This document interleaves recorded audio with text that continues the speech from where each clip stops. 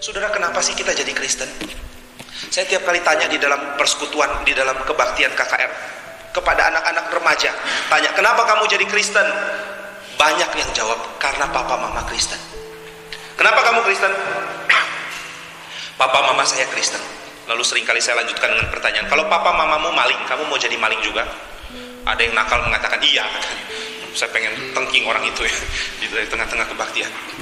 Kenapa kamu jadi Kristen? Papa mama Kristen. Lalu papa mama bisa jadi Kristen karena apa? Karena papa dan mamanya mereka Kristen.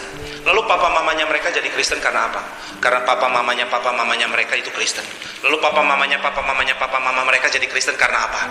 Mereka bilang, kalau begini terus khotbahnya pasti lama. Kapan selesainya khotbahnya? Tanya begini terus. Kenapa kamu Kristen? Orang lain jadi Kristen, kenapa kamu harus Kristen? Kenapa kamu tidak diskusi dengan temanmu yang beragama Islam? Mungkin Islam yang benar, mungkin agama lain yang benar. Kenapa kamu mencari Kristus?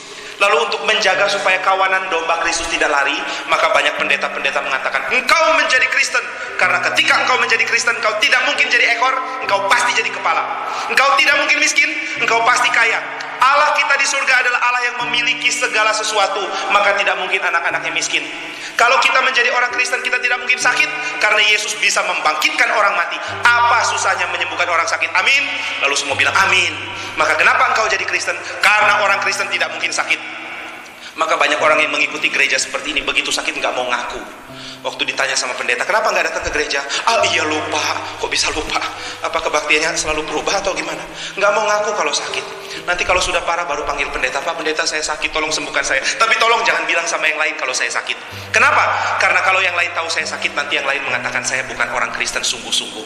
Kalau engkau orang Kristen sungguh-sungguh, kenapa masih bisa sakit? Dan lebih celaka lagi kalau pendetanya yang sakit. Wah sudah lakukan mujizat, sembuhkan begitu banyak orang, besoknya dia kena sakit. Lalu ketika sakit cuma sembunyi di kamar, jangan sampai jemaatku tahu. Loh kalau bapak ditanya sedang kemana, bagaimana? Bilang aja sedang ada mujizat kesembuhan di Zimbabwe gitu ya, supaya orang nggak tahu saya sedang sakit. Jangan sampai jemaat tahu saya sakit.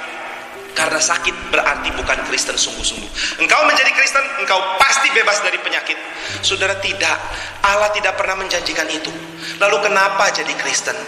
Apakah dengan menjadi Kristen kita pasti sukses? Apakah benar dengan taruh minyak urapan yang berasal dari Tuhan, usaha kita semua baik? Saudara coba taruh minyak urapan di kue yang saudara jual, nanti kuenya pasti laku. Apakah begitu? Lalu kalau tidak, kenapa jadi Kristen? Yesus mengatakan bekerjalah, cari Tuhan dengan sungguh-sungguh, bukan untuk makanan yang bisa binasa, tapi untuk makanan yang tidak mungkin binasa. Yaitu apa? Yaitu relasi yang kekal dengan Allah. Inilah hidup yang kekal.